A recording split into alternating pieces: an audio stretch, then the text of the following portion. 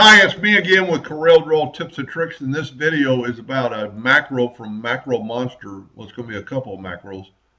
E6, I have had it for over a couple of years now. $60. It's unbelievable what it can do, and I've only kind of scratched the surface. But I had somebody had duplicate lines, and you can see them stacked on top of each other. The software developers at Macro Monster found out how to do this. I'm going to select it all. I'm going to go find duplicates. It's turned all my duplicates to a curve. I'm going to put 0 tolerance, and I'm going to hit OK. It found 12 duplicates. I'm going to hit yes, and it deleted them. So now there's only single lines of that. That could really help you. Now, and the real reason I started looking at my e-cut today is I have somebody want to resize some photographs quicker.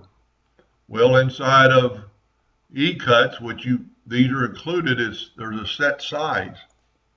So let's select both these photos, and let's just do more. Let's Control D and make the photos even smaller. And so now I've got 4 size photos, but I want them all the same, so I'm going to select them all, and I'm going to go to E-Cut's Set Size, and I want to specify the size to a 3 by 5 photo, update size. It turned all those photos into 3 by 5 photos, so if you were making a collage or anything where you needed pictures all the same size. So now all these photos are 3 by 5.